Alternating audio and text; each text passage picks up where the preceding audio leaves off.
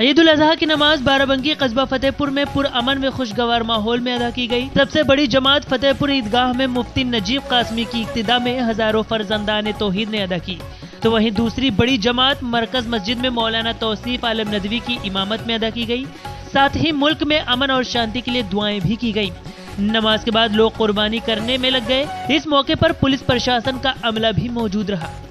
دی Bharat news T V کے لیے فتح پور سنواداتا جاوید اختر کی رپورٹ۔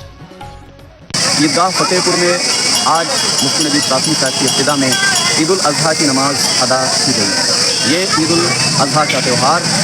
ہمارے پورے دیش کے لیے امن و شانتی کا مظہر بنے اور ہمارے اس تہوار کے جو قربانیاں ہوتی ہیں اللہ رب العزت ان کو قبول فرمائے اور یہ تہوار امن و سلامتی کا ضامن ہے۔ ایک بار میں اپنے سبھی مسلم بھائیوں اور برادران وطن کو عید الاضحیٰ کی دل کی گہرائیوں سے پرخلوص مبارکباد پیش کرتا ہوں۔ ہم یہاں سے جائیں گے، قربانی کریں گے۔ قربانیوں کے لیے بتا دیا گیا ہے کہ گوشت جو لے جائیں گے وہ پنی کے اندر رکھ کر کے پھر بوری کے اندر رکھ کے لے جائیں گے تاکہ کسی یعنی خون راستے میں ٹپکے اور کسی کو تکلیف ہو۔ اس سے بھی احتیاط کریں، جسے ہم جو بھی کریں گے سب کے لیے کریں گے، چاہے وہ پڑوسی ہوں، کسی دھرم سے تعلق رکھنے والے ہوں، ہم سب کا خیال کریں گے، سب کے ساتھ میل اور محبت کے ساتھ امن اور شانتی کے ساتھ اپنے تہوار منائیں گے، کسی طرح کی کوئی دقت نہیں آنے دیں گے۔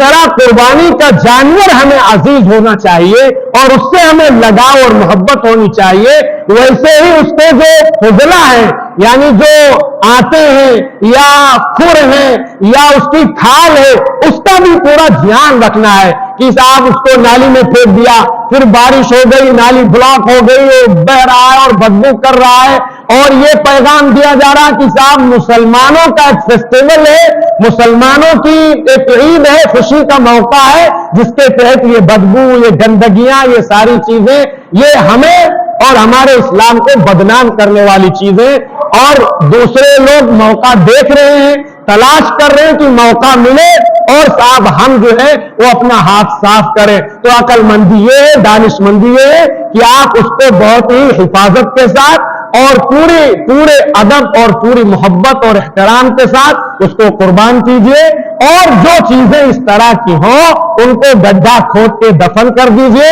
جہاں آپ قربانی کے لیے 8,000 10,000 15,000 لگاتے ہیں، 100-150 روپے اور خرچہ کر کے اس کو دفن کر دیجئے تاکہ ایک شانتی پوروک اور پیسفل ایٹماسفیئر کے اندر ہم اپنی چیزیں اپنے دین کے اعتبار سے، ہمارے اسلام نے گائیڈ لائن جاری کر دیا ہے، ہمیں کسی اور گائیڈ لائن کی ضرورت نہیں ہے۔ بس افسوس یہ کہ ہمارے بہت سارے ساتھی اس کو فالو نہیں کرتے ہیں، جس کی بنیاد پر پھر حکومت کو گائیڈ لائن دینی پڑتی ہے۔ لہذا ہم سب یہ طے کریں کہ انشاءاللہ ہم کوئی ایسا ویڈیو آڈیو نہ انسٹاگرام پہ نہ کسی اور چیز پہ شیئر کریں گے، نہ کوئی امیج شیئر کریں گے، اور ساتھ ہی ساتھ جو گندگی ہوگی، جو چیزیں ہوں گی، احترام کے ساتھ ہم ان کو دفن کریں گے۔ اس لیے کل کو اللہ کے یہاں یہ ساری چیزیں ہمارے نام اعمال۔